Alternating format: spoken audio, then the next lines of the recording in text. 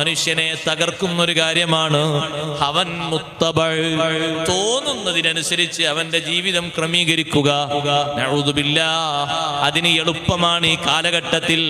ഒരുപക്ഷെ ആളുകളെയും കിട്ടിയെന്ന് വരും. പലരും ആ രൂപഭാവങ്ങളൊക്കെ ചിന്തിക്കുന്നുണ്ട്. തോന്നുന്നത് പോലെ നടക്കാൻ മുഅ്മിനീങ്ങളെ നമുക്കത് പറ്റില്ല.